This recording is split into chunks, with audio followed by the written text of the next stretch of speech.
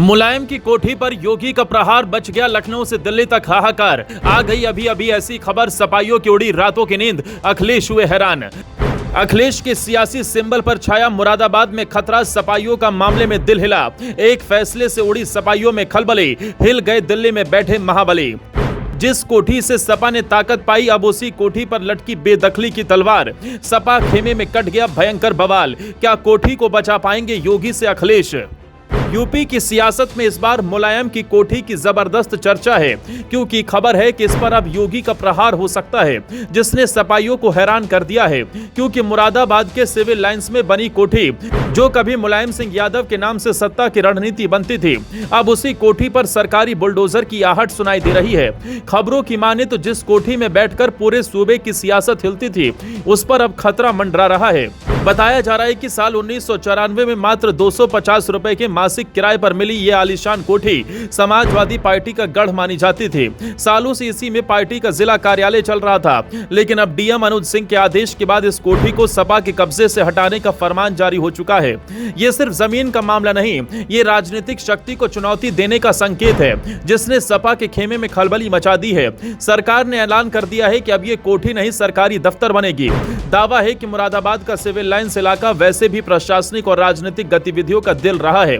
Police, training college, आला अधिकारियों के आवास और तमाम सरकारी संस्थान इसी क्षेत्र में हैं। और उसी पौष इलाके में 1000 वर्ग मीटर में फैली कोठी सालों तक समाजवादी पार्टी की ताकत का प्रतीक बनी रही। लेकिन अब प्रशासन कह रहा है, सरकारी योजनाओं और अफसरों को ठिकाना चाहिए, और इसीलिए राजनीति का अड्डा अब राजनीति से मुक्त होगा और कोठी पर अब सरकारी बोर्ड लगेगा। इसके साथ ही इतिहास की किताब में मुलायम युग की ये इमारत बंद हो जाएगी। लेकिन इसके पीछे की कार्रवाई का कारण भी है। दरअसल प्रशासन ने इस पूरी कार्रवाई की वजह साफ की है। प्रशासन का कहना है कि मुलायम सिंह यादव के निधन के बाद इस कोठी का नामांतरण नहीं कराया गया, जो सरकारी नियमों के मुताबिक जरूरी था। नियम का पालन नहीं हुआ, इसलिए आवंटन रद्द कर दिया गया है। लेकिन सवाल यह है कि 28 साल तक किसी ने कुछ नहीं पूछा, और अब अचानक ये कार्रवाई क्यों? क्या ये वाकई नियमों की पालना है या फिर सपा को झुकाने की रणनीति? मुरादाबाद से सपा की कोठी उखाड़ना कोई मामूली बात नहीं, ये सियासत में सीधा संदेश है। 2027 से पहले जमीन से लेकर प्रतीकों तक सब कुछ बदलने वाला है, ऐसा सियासी जानकारों का भी मानना है। आपको बता दें, सपा के जिलाध्यक्ष को जो नोटिस थमाया गया, उसने पार्टी के गलियारों में खलबली मचा दी है। प्रशासन ने साफ कहा है कि 1 महीने के अंदर कोठी खाली करो, वरना हर दिन का 1000 जुर्माना भरो और कानूनी कार्रवाई झेलो। इतना ही नहीं, नोटिस में यह भी जिक्र है कि इस जगह की तत्काल जरूरत है और सरकारी योजनाओं और अधिकारियों के लिए इसे आरक्षित किया जाना जरूरी है। यानी अब सपा को अपनी कोठी छोड़नी ही होगी, चाहे उनका इतिहास कितना भी पुराना क्यों ना हो। इस मामले में राजनीतिक पंडितों का भी मानना है कि जिस कोठी की ईंटों में समाजवाद की आवाज गूंजती थी, जहां नारे लगते थे, रणनीति बनती थी, जनता जुड़ती थी, अब वही कोठी सत्ता के आदेश पर खाली कराई जा रही है।